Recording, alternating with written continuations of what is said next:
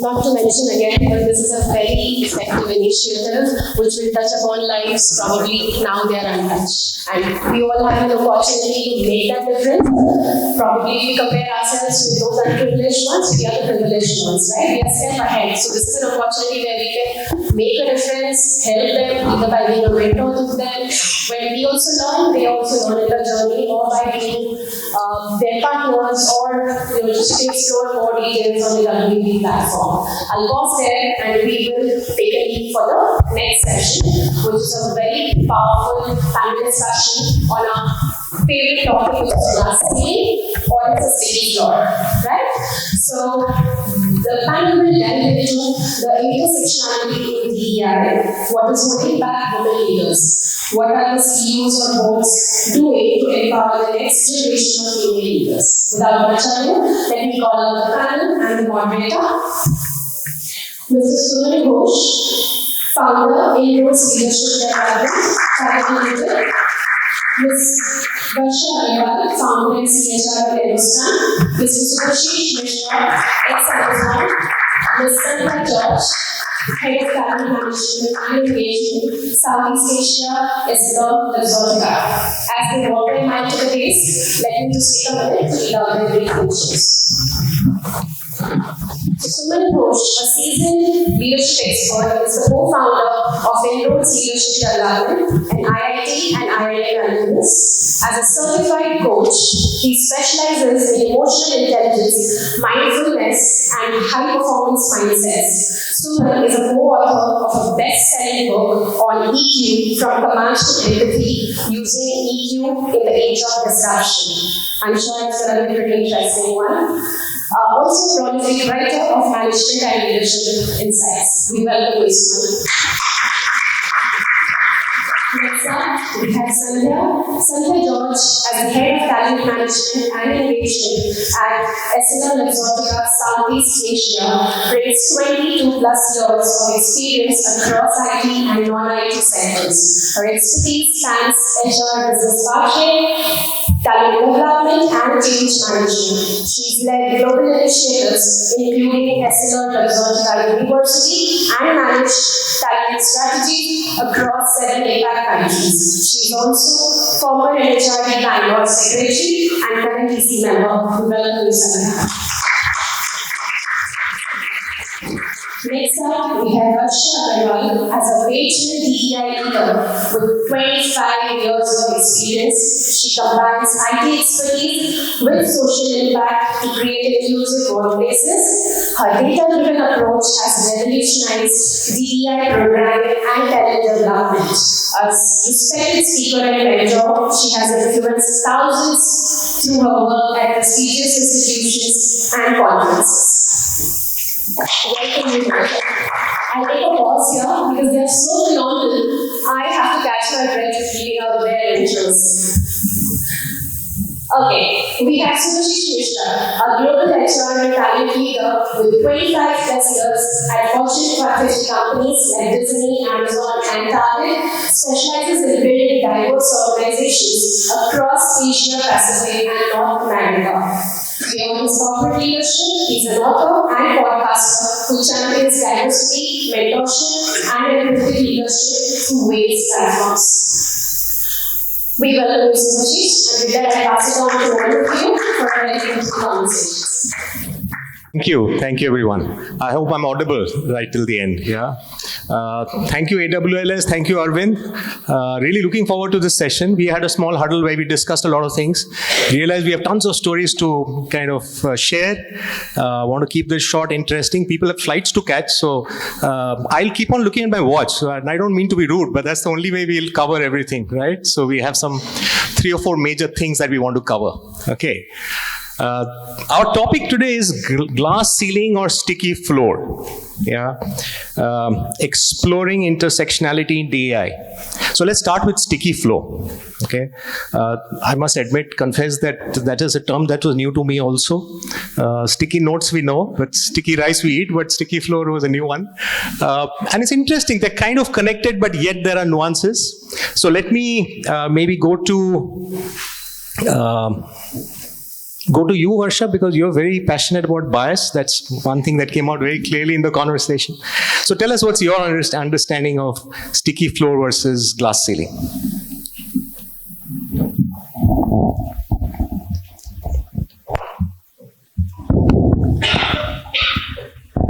So a lot of times, right, we hear glass ceiling when we talk about the leadership in various corporates, be it any kind of industry and all. But yeah, sticky floor was comparatively new, and it is coming up. Actually, you might hear a lot of broken rung, and you might hear a lot of glass ceilings. Actually, but yeah, the sticky floor is comparatively new, and it's great to hear that we are not only trying to recognize that there is a problem at the leadership level, but there is a problem at the ground level as well. I would say sticky floor from the three perspective. Actually, one is definitely at the entry level roles, which was definitely there earlier. If we talk about the various kind of industry, but if we talk about IT, we are kind of addressing the sticky floor by going to the specific colleges to hire the women. But then what happens after that? See, we hire a lot of entry-level positions to address sticky floor. That is one thing. But then after that, every time, at every level, if there is a 5 to 10% drop in promotions, then by the time we reach to the C-level or executive, there is a huge gap which is formed there, which is almost 65 to 70%. And that becomes the glass ceiling problem. So, it's a pipeline problem where even if we just address the sticky floor issue from the one perspective, which is entry level position in certain industries, but by not addressing the problem at every level, we are creating the glass ceilings. The other perspective of the sticky floor is when women are specifically looked at that they are good to handle only certain kind of roles. For example, secretary or receptionist or a bunch of few things. And also that's another kind of problem which we see from the sticky floor perspective. The third kind of problem, which is stereotyping. So for example, in one of the other conferences and all which we have seen, and we were actually glad that it was addressed. There was the awards which had to be taken up at the stage, and by default only the women was asked to carry the awards. We said, why? Can we not take turns to do that? Even in the boardrooms, if we see who takes the notes, it's the woman by default. Either she will start taking the notes, or somebody, a senior person, will ask her to take the notes. So these are the different perspective, to keep it short, that these are the different perspective, not only hiring at entry level, but actually the stereotyping, and plus the biases which we have, that there are certain roles which will be done only by the woman. If we see at our home as well, if there is, and we were having a very interesting discussion, who can manage home? It is women. You're the best person for this, so why don't you do this? And that's when the sticky floor problem actually comes into picture, which, as I mentioned, which actually creates the glass ceiling problem. The glass ceiling problem doesn't come from sky. It is actually created because of the sticky floor and because of the pipeline issues which we are creating. Great. Thank you, Varsha. And can I just... Sure, please. Yeah, just picking up on Varsha's points on home, and we're just discussing, I'm a strong believer in the support of men for women to succeed. I think the women limitations to grow in the workplace starts at home. I mean, a lot of times there are obviously issues and situations that are headwinds for women to grow in the organization. But to Varsha's point, if something needs to be managed at home, if my wife is at home and we are all dependent on her to run the home, I think she's automatically limited. So my message to all the men out there, for their life partners, for their partners, is to take on more support at home and to be able to take a back seat. And it's okay to say, okay, my wife is going to go on a career path, and I'm going to take a backseat, or I'm going to take this, not backseat, but I'm going to take this more responsibility at home so that someone can take a bigger runway at work. It's very easy for us to talk about it. I've lived this for the last 2-3 years. I was telling my fellow panelists, and it's not like I didn't work, but I worked at home because my wife is an entrepreneur and she went out to work. And I realized in very hard ways how hard it is to run a home. Kids coming to ask a bunch of things every few minutes. A lot of things are happening at home, and it just drove me crazy. In 3 months, it drove me crazy. And I just appreciated what it takes for someone to run things at home, be successful at work. It's really, really hard. So I think there's a lot of responsibilities men can take to unstick the floors, if you will. Thank you.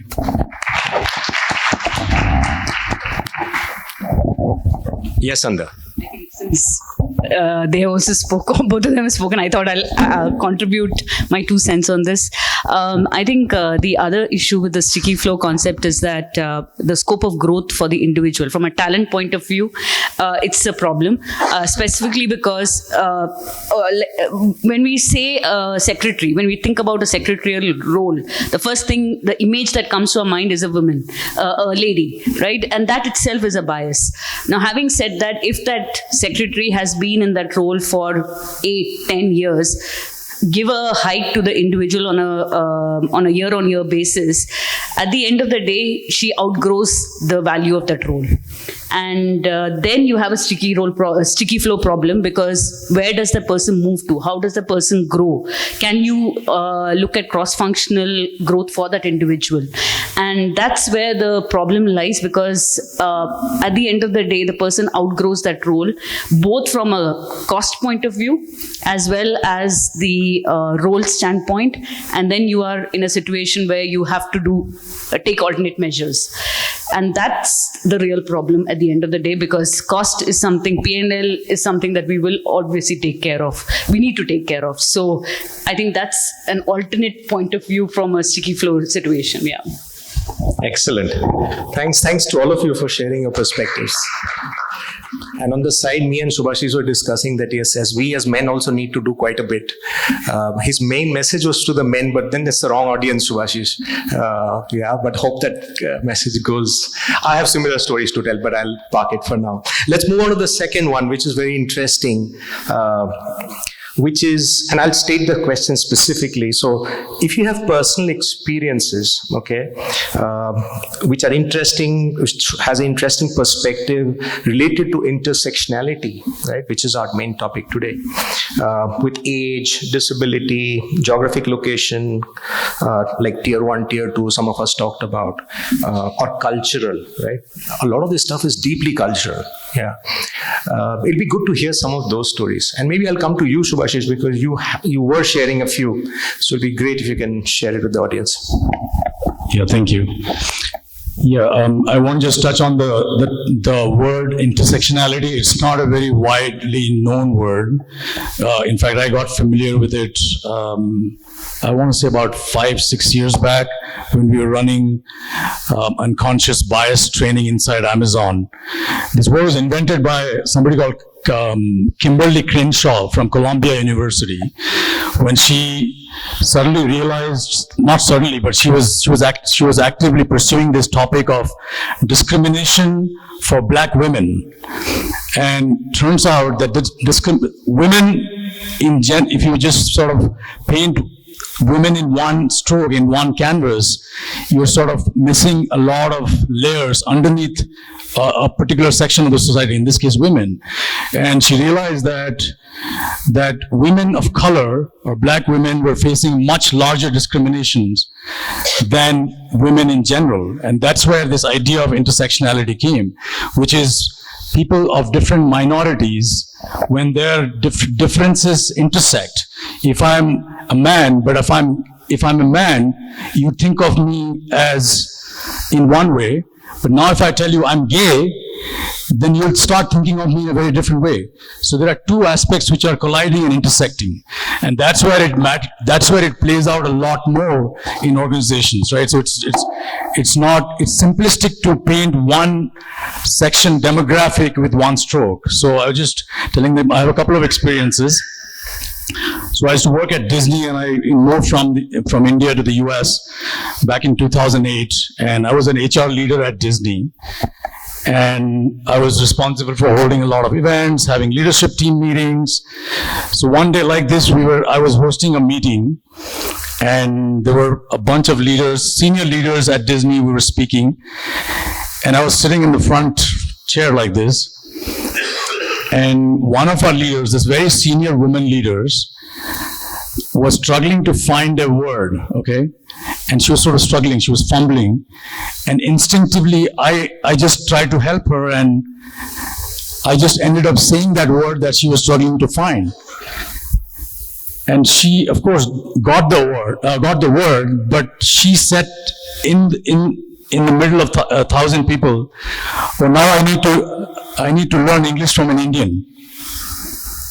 She literally said that in front of 1,000 people. So here I was a man, I was an HR leader in a large company like Disney, and she literally undermined me in one sentence.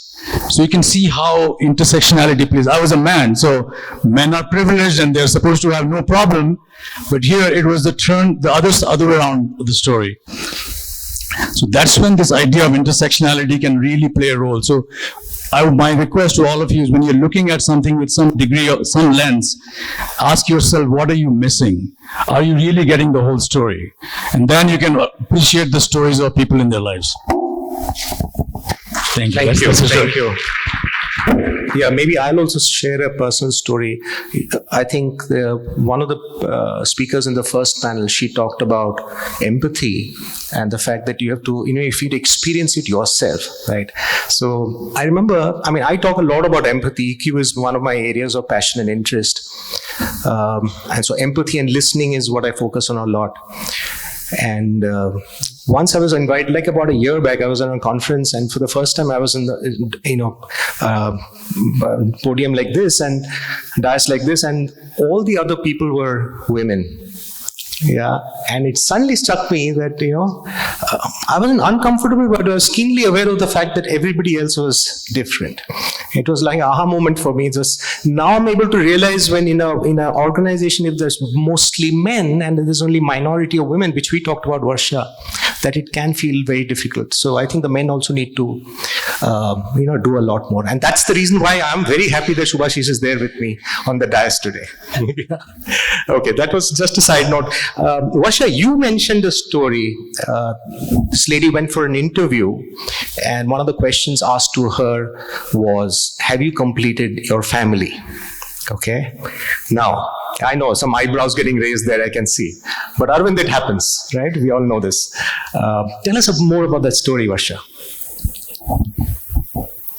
So this thing was, I met with a very senior, leader, and we were just talking casually. We were, sharing our stories on how we have overcome the various, biases, and how we have grown in our career.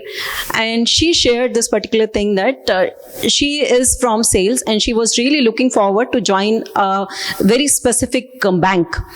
And she got an opportunity to interview also after many trials. And the person next to the CEO was interviewing her. Right? And then after all the hard skills evaluation and so on, he asked a question, have you completed your family?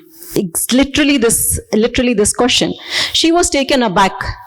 But then, as we all think, women, right, we don't speak actually a lot when there are biases and all. It's okay, chalta hai. So she said, and she was already married. She had a 4-year child already, and she was definitely thinking that, yes, my family is completed now. I will focus on the other things, and her break was also completed. So she said, yes, I have completed the family. After other round, she got a job as well, and she was assigned the target as well, which was sales target. Now, just after 2 weeks, she realized that she is already carrying. She didn't know that. Now she was in such a dilemma. What should I do? Should I inform? Should I hold back? Should I resign? What should I do? But she took up a chance. Okay, literally she decided, no, I will not say anything right now. Let me prove this. She did everything possible on earth, carrying and being in a sales job. Whatever target which was given to her, she outperformed in the target in next 3 months, because she could not hold after 3 months, right? She had to reveal. After 3 months, she went to her manager and to all the other leaders and said, here is my situation and here is my performance. Now you decide what you want to do. And they said that you have done whatever nobody else could do in the history of the bank so far. We are not going to lose you. They changed their policies. They, instead of 3 months, they gave 6 months of the maternity leave to her. And she came back. She has grown in that bank, became the sales head of that organization. Right? So this was the thing that, yes, there are a lot of biases. There are belief. Even now I have the imposter syndrome. Am I good for this job or not? Right? Yesterday I had a session with one of the MNC, and I was like, no, I just got it, I think by chance. I am sure I will not be able to do well. It is always there. An unconscious bias from the other people also will always be there, because that's how human psychology is. That's how human mind is. Right? But if we stand on feet and if we stand strong like her, I'm sure we will be able to at least change few minds. Right? Excellent. What a story. We were also discussing, in fact, Shubhashi's got a great point, saying that these are acts of heroism, right? Somebody has to act. Does it really need to be that hard for women? So I think there are two aspects. One is, what are organizations doing in order to make sure that this kind of thing doesn't happen, right? In fact, I was shocked that such a question was asked in the first place. So could there be a policy or whatever that even prevents you from doing that, right? But at some level, I think some women need to be heroic to break through some of the struggles, this so-called glass ceiling, isn't it? So that's a very interesting take. Sandhya, would you like to add something to this? Any personal experiences? Yeah, so I actually just like how Varsha was mentioning, there are a lot of self-limiting beliefs, right? Yeah. I am not immune to that, and I have faced this situation myself. I was mentioning to the team also here that I was in the process of recruiting a sales leader, and there were 2 candidates, one female and one male. The male was based in the same location as us, seemed very ideal and most suitable for the job. The female leader was based in another location, young family. My first thought, maybe you can call it as preconditioning or whatever. First thought was, will she be able to manage a sales role? Will she be able to move from that location to our location? Will she be able to manage the pressure? So on and so forth, So I'm also guilty to that, right? And I think many of us here will also be guilty to that, considering our past culture and the way we have grown through society, especially at least in my age group, that would be the case. So I think this is something that we need to be conscious of, and we need to take a step back to ensure that these biases don't come into our daily professional work life. And that's something that we need to be careful of. To close the story, we did recruit the female leader. For whatever reasons, we couldn't recruit the male candidate, and we recruited the female leader, and she did exceptionally well. So, at a later point, in hindsight, I was like, why did I do that? I should have selected her at the very beginning. And that's something that I think all of us need to be careful about. Excellent. I think that also highlights... Sure. I think that's a great point you bring in, Sandhya, because that also highlights this thing about bias, that it's not only about men. I think the bias can be from both genders, right? By the way, we talked quite a bit about bias. By definition, bias is unconscious. That's the word. That's why we say unconscious bias. If you're doing it consciously, that's even worse. That's discrimination. And you talked of discrimination, right? So we need to be careful, and we have both of these playing out, right? sometimes, because of in-group bias, I might favor somebody who looks and feels like me and gone to the same kind of education. But if I know consciously that, if I'm aware of that bias and still choose that person, I'm kind of discriminating, isn't it? So it's important to keep that distinction in mind. Yeah, Shubhashish. Yeah, I mean, just want to touch on something that we were talking about backstage as well, which is self-limiting beliefs. And I think we've all experienced that, irrespective of gender.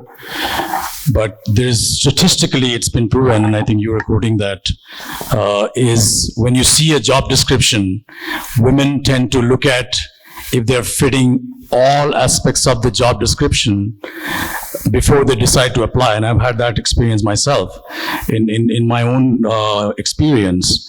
And men tend to look at the job description and see if they fit sort of broadly 60%. I think some men can just go up to even 20% and say, if I can do 20%, I can apply for this job, right?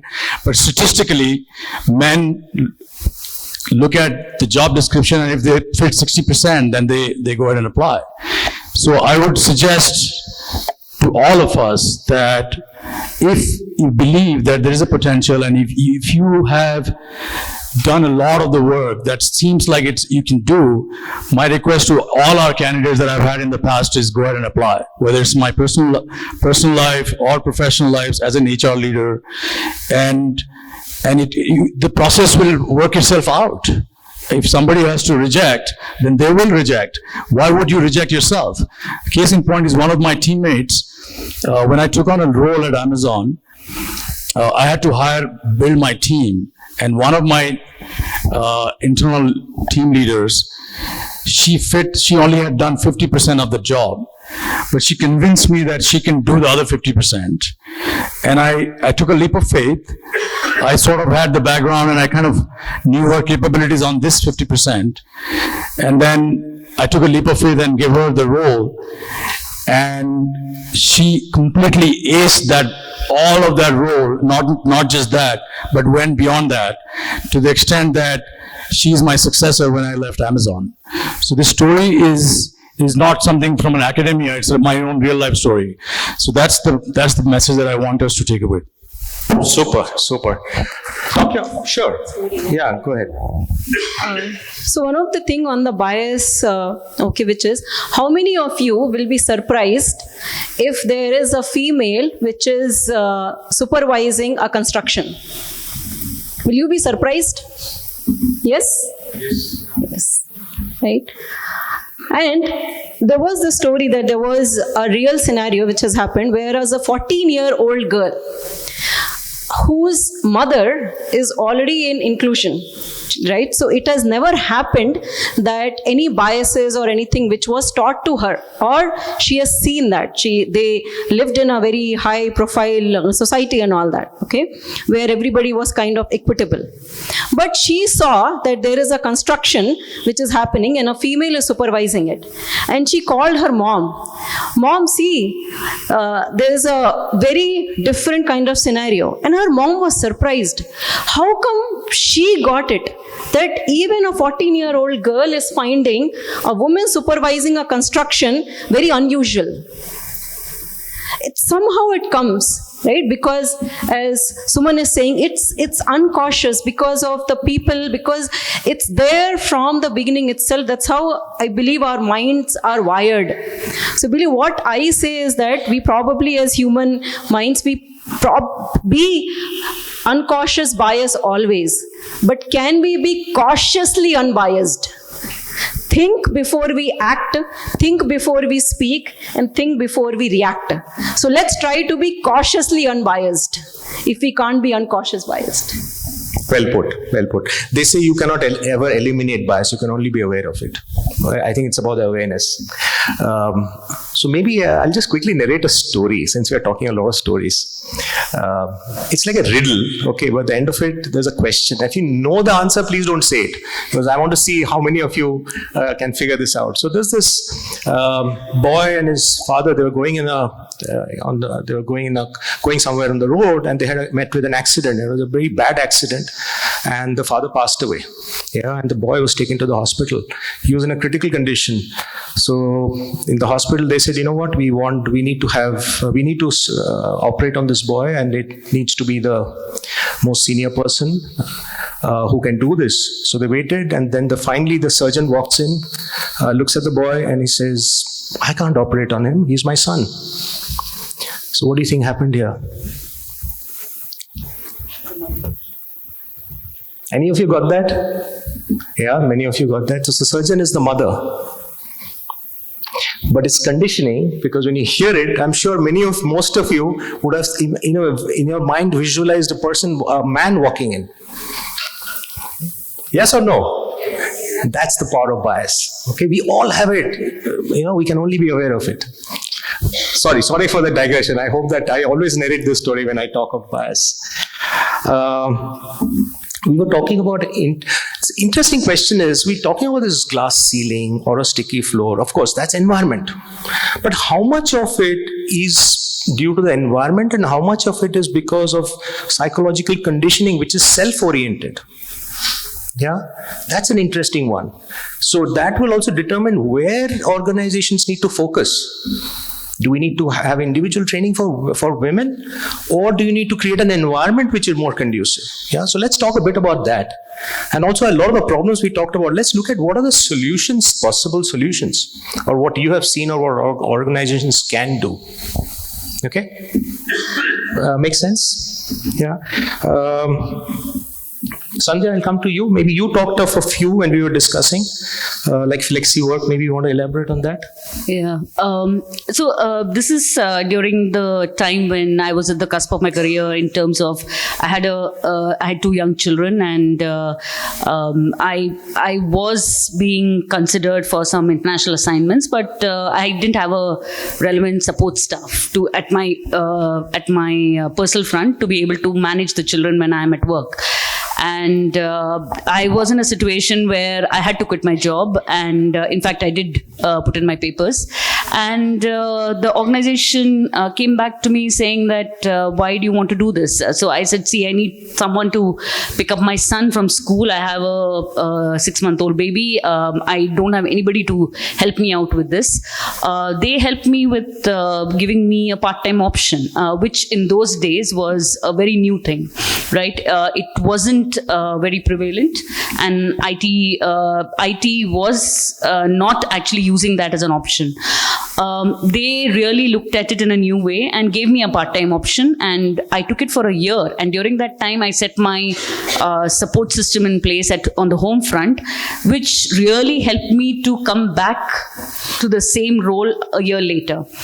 Of course, I did miss out on certain career development opportunities, but at least it helped me in terms of getting things in place so that I could continue my career. Now, that might not be the case for everyone, but it is something that we need to consider that, and usually I take this, I put the statement out that many women think twice about getting the support system in place. Everything related to my children has to be done by me. Now, if you want to do that as well as lead a professional life, is really not feasible. And therefore, you have to have a support system in place.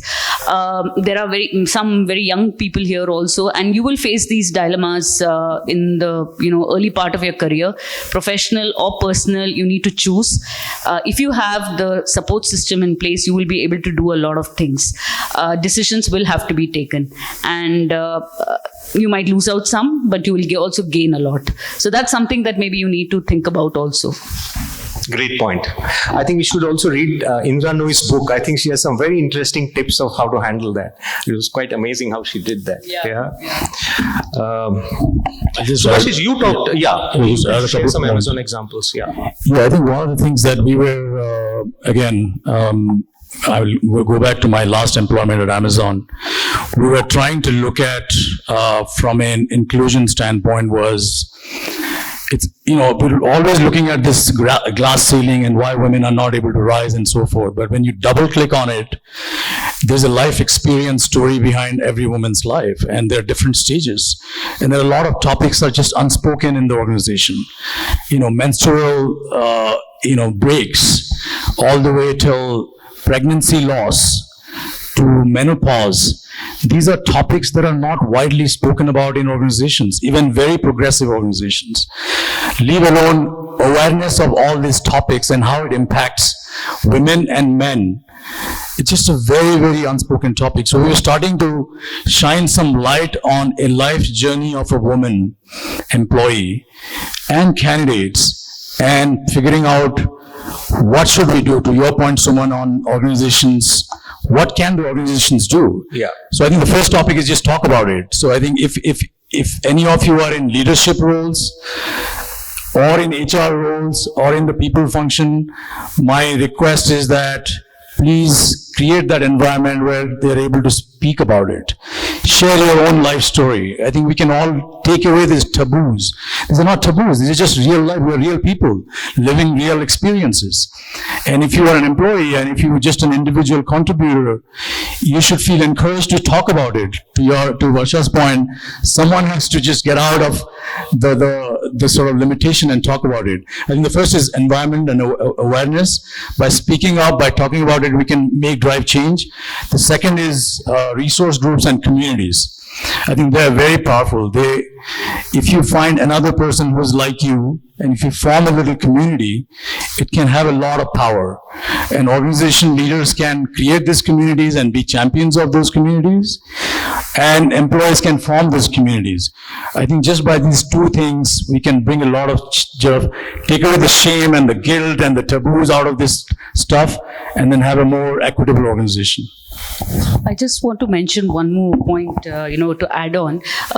In terms of organizations, there's a lot of focus from a young lady standpoint. But people really don't understand that as you grow higher up in the chain, you reach middle leadership levels or even higher, late 30s to early 40s, you have a different kind of challenge which is equally bad, in the sense that you have aging parents, you have children to take care of, and you have both on both the sides. I'm not even talking about the health related aspects of menopause and perimenopause, etc. So organizations really need to start focusing on that population also. We are an aging community now, and we have populations, we are losing out a lot of people, women leadership talent, primarily because of this issue, because people drop out during that period, and that's something that organizations need to focus on. Very true. Sure, Varsha.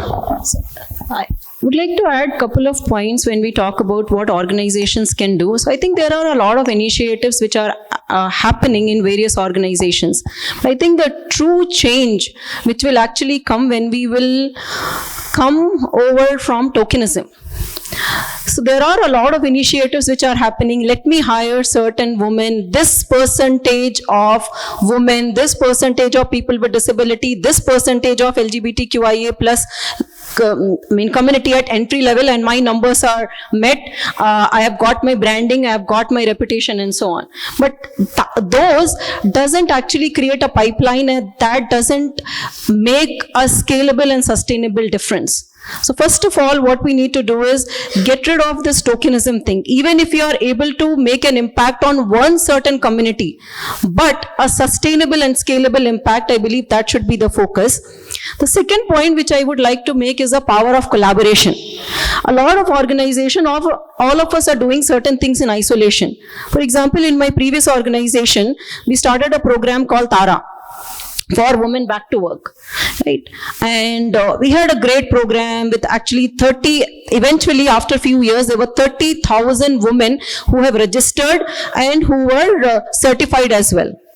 But how many can we hire? Right? We were able to probably hire 100, 200 and so on and so forth. Then we say, okay, what do? We have created a lot of supply, but where is the demand? So then we started collaborating with various organizations where the certifications from them as well, and plus we invited them, and then we partnered with government and all as well. And that way we were able to place almost 4,000 women who were back to work. And there were candidates who even had 15 years of break, 15 years, 10 years, 8 years. And there's so many stories actually like. So power of collaboration also, that if we join hands and do certain initiatives together, that will definitely have a scalable impact. Excellent. Maybe I'll share something. And recently, I've conducted a few women leadership workshops where we talked of various aspects of leadership. But towards the end, when we do a checkout, when I ask them, okay, if you forget everything, what's the one thing you want to take away? Interestingly, what's come up is assertiveness. Not being passive, not being aggressive, but being assertive. Okay.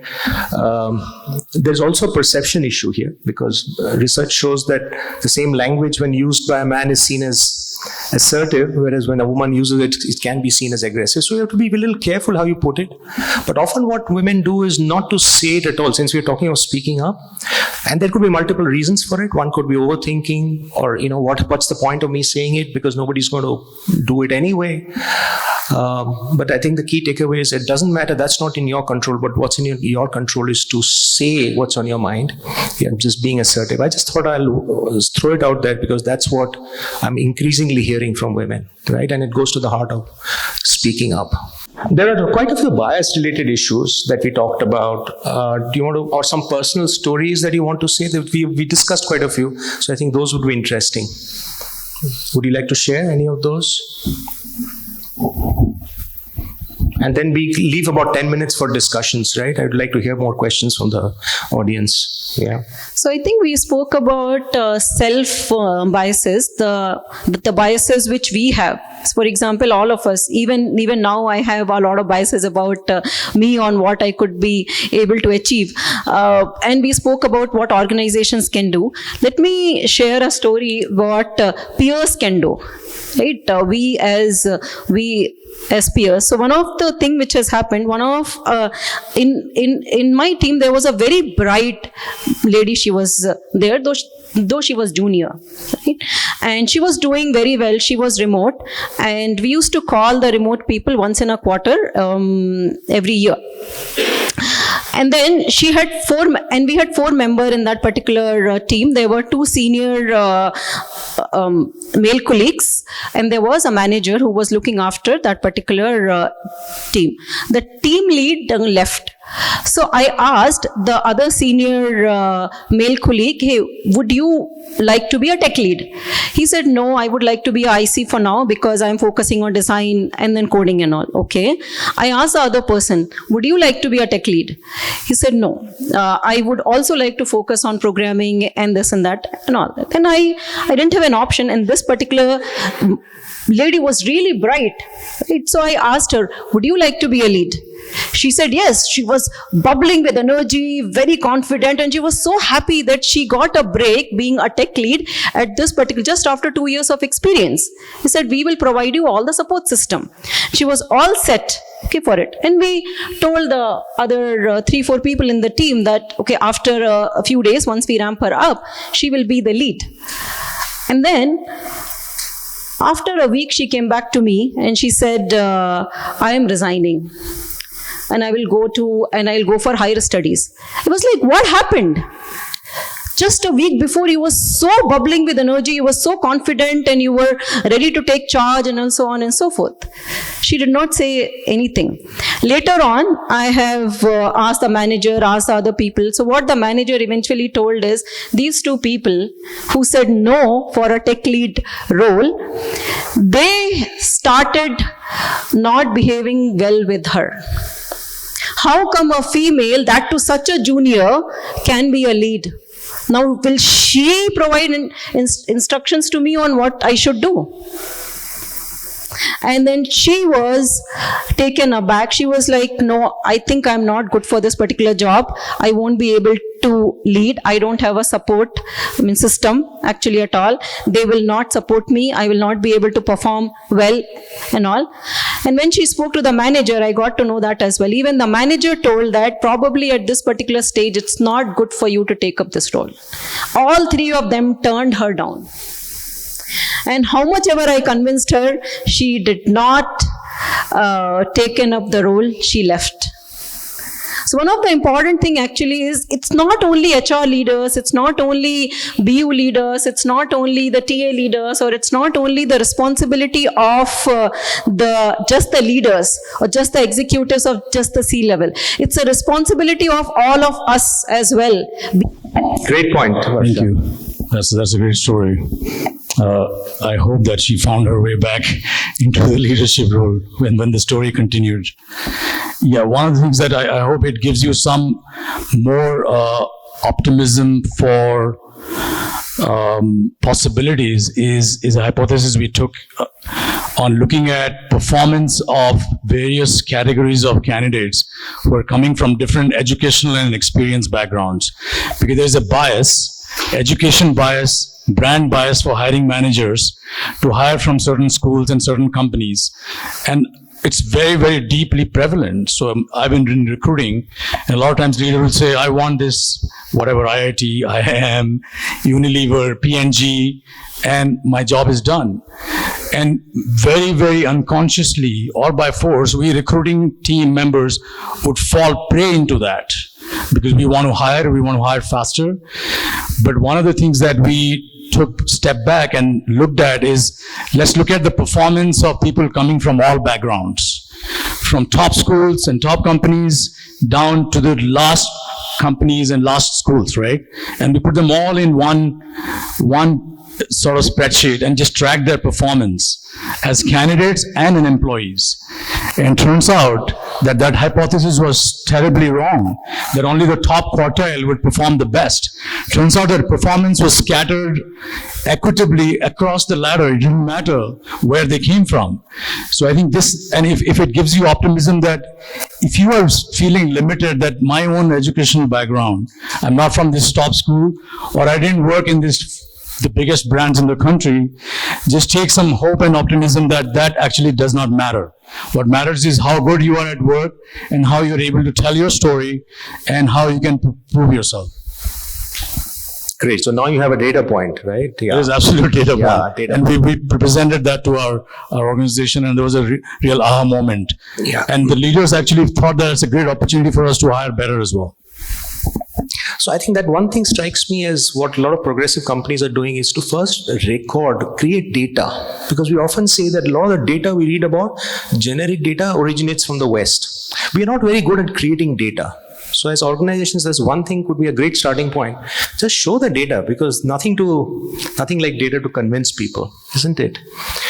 Okay, so we definitely want to leave some time for questions. I'd like to end with that famous quote, whenever we talk of DEI, and many of you have been in that space, so you're veterans. It's a big word, diversity, equity, inclusion, right? I think the issue is that the focus so far has been more on diversity, also because it's just a number, okay? What's your diversity number? And still the focus is there.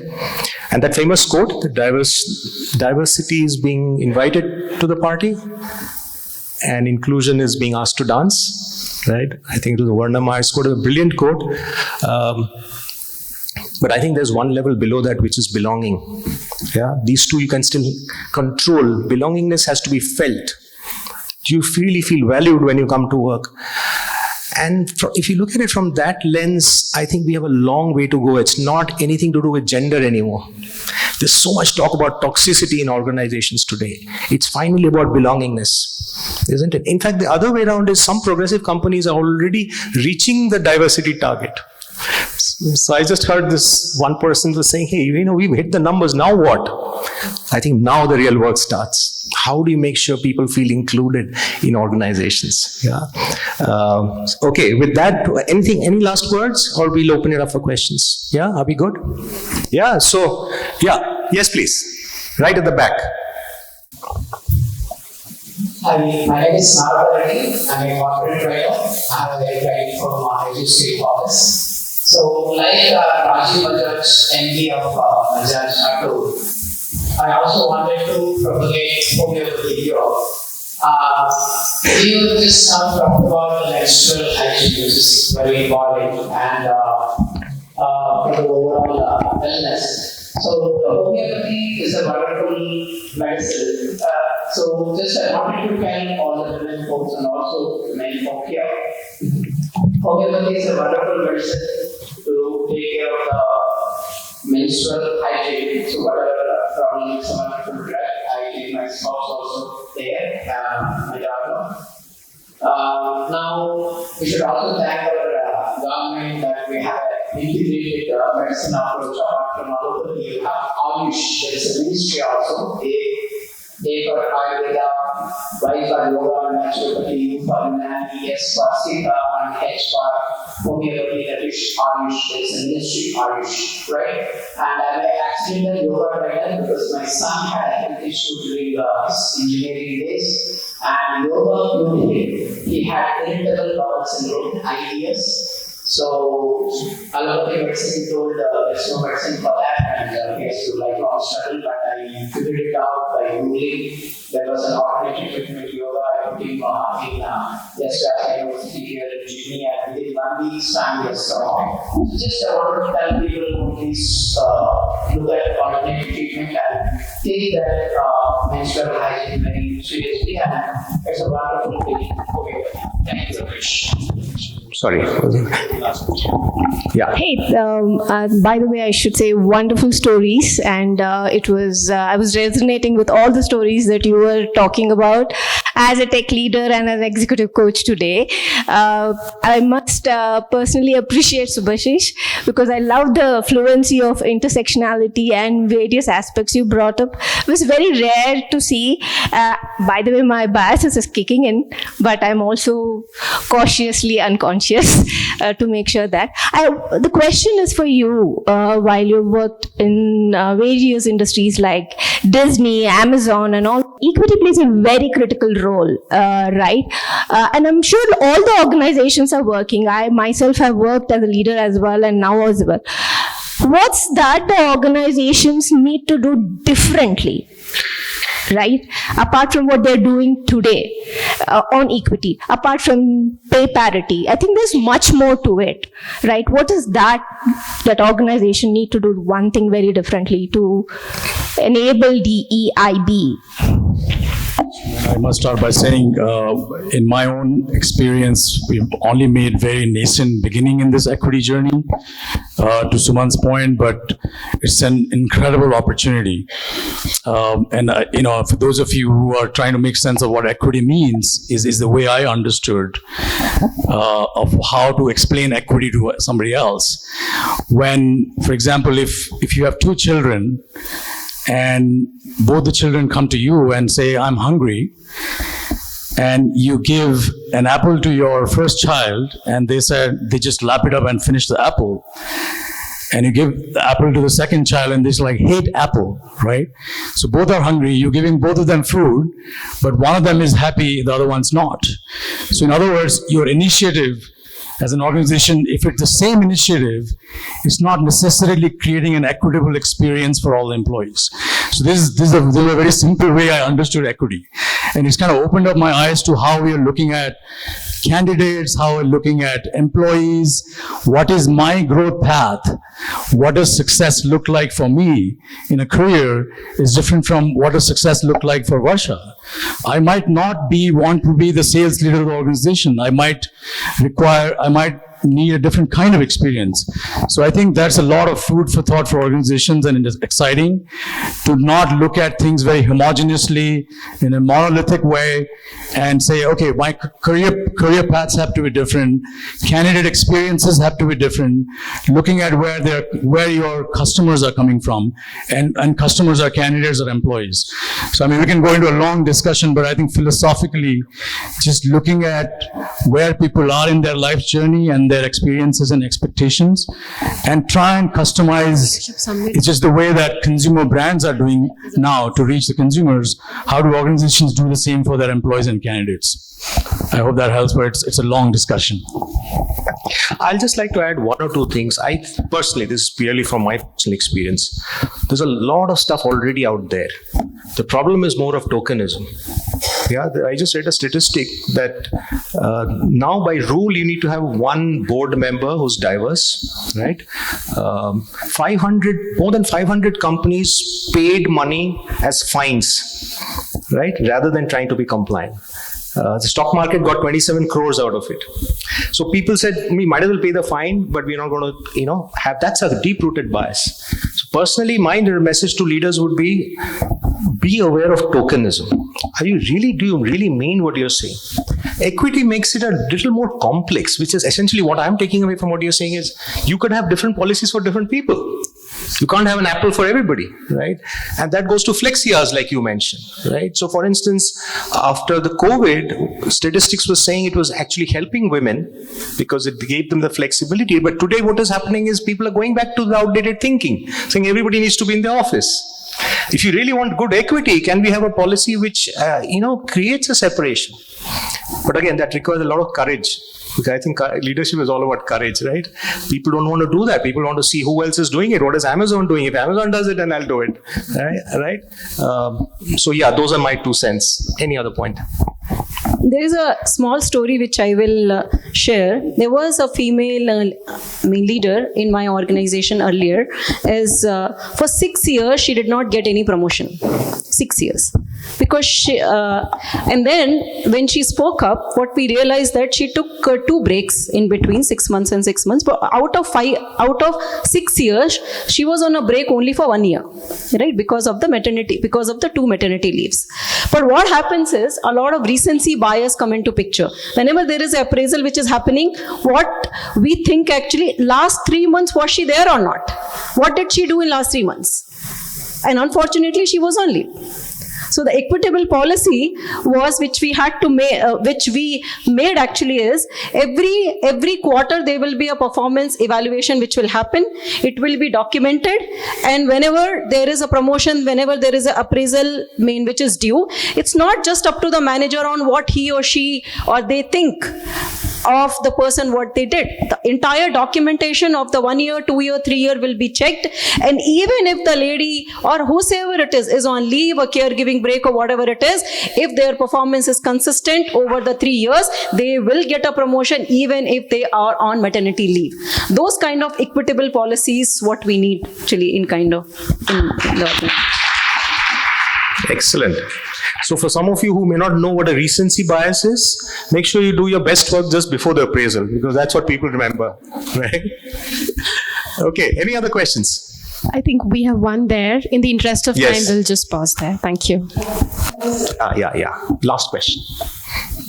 So you mentioned about assertiveness, right? Yes. So I think even you have to be assertive, but also empathetic. So how do you balance the gap between being assertive and being empathetic? Anyone can answer this. Okay, so empathetic is basically just trying to understand what the other person is saying. Doesn't mean I have to agree with it. Okay, it's just understanding the other person's world, but thereafter I have a choice to make whatever decision. Yeah, so it's a bit different from assertive. Yeah, any other thoughts? See, from empathy perspective, I just give a very small analogy. You all must be having certain plants at home, right? Every plant, do you keep every plant in sun? No, right? One of the plant might require sun, other plant might require some shade, other plant might require the watering every day. So every plant, every kind of plant needs are different. And that's how every person is different. What motivates me might not motivate her or might not, motivate him. Right? So all of us are different. So as a manager or as a leader or even as a peer or just another human being, what we need is to understand what the other person is coming from, what are the needs or the opportunities which the other person is looking for, and then provide that kind of environment to them. If we just understand that one small thing, then the empathy is completely taken care. But what we actually see and even I have done that 100 times, everybody is same. If in my team one person is not taking leave, start thinking, if he is not taking leave, why she needs the leave? But everybody is different. That's when empathy actually comes into picture, is just understand the other person, put yourself into the other person's shoe, and then understand their needs. And I think if your question was, can I do both? Like, if I am empathetic, I cannot be assertive. I would say instead of or, add an and. I can be empathetic and assertive. And I don't have to sacrifice one for the other. The fact that you can understand somebody else's point of view doesn't mean that you do not share your point of view. So my suggestion is use an and use both, because I don't think we can do well by just being one. We have to be both. Yeah, that's a great way of putting it. You can do both. What you cannot do is be assertive and passive at the same time. Passive is the people who are putting other person's needs ahead of their needs. Okay, so let's watch out for that. Let's not be passive, but be assertive. But please don't get aggressive. Yeah? Anything else you want? No, I think we're good. All right. So thank you for all the fantastic questions. My humble thanks to the panel members. It was such an enriching conversation. If I may put together my 3 cents from this conversation. 1, read what's not spoken. Try to be perceptive. The second is charity begins at home. Biasness is something which comes very naturally to us. So we have to be mindful such that we can stay away from it. And it comes with practice. The third thing is, while women must come out of the imposter syndrome, it is equally important that we have that ecosystem which is cozy and supportive enough to propel the journeys for each one of us. Once again, thank you. I'll request Mr. Arvind to give away a token of gratitude to each of the panel members. Can we have a huge round of applause for them?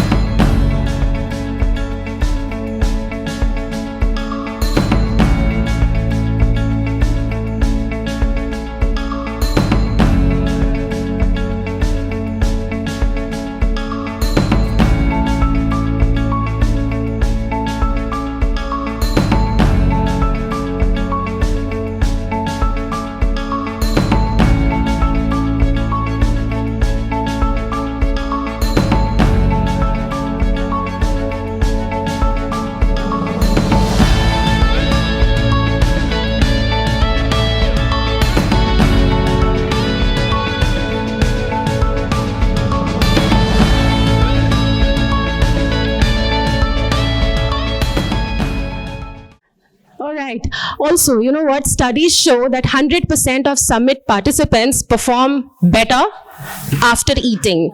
Are you there with me to validate this hypothesis? How many yeses? Okay, I see Kasturi there. All right. So let's go all out there to test this hypothesis, and I request all of you to be back by 2:30 so that we can kick off our next session. See you. What's a key moment from your own leadership journey?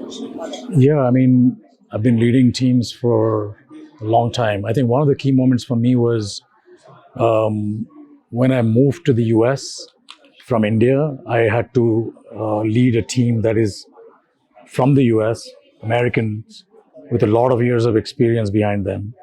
So I was exactly the opposite of them. I had less experience of them, and I was not from their culture. So I would say it was the most difficult leadership challenge for me. And it was humbling. I had to learn. I had to be curious to understand who they are and understand their past background and experiences, and then slowly earn their trust to be able to build the credibility as a leader. So that was a key moment. Any advice for young women leaders? Sorry? Young women leaders. Yeah. Any advice for them? Yeah, I would say that, first to take away your own limitations and allow yourself to believe that you're capable of doing every role that you think you can't do. So like I was sharing in the panel discussion, do not select yourself out, select yourself in, and then give yourself the chance. I think that's the biggest thing that I would say. How was your experience here? Yeah, I had a great experience. I wish I was here longer, but it seems like a very vibrant community, and I think we're discussing some really important topics, and there's a lot of engagement in the audience. So it seems like a great community. It's my first experience here. Thanks to Arvind, but I'm looking forward to staying connected. Thank you, sir. Thank you so much. Thank you.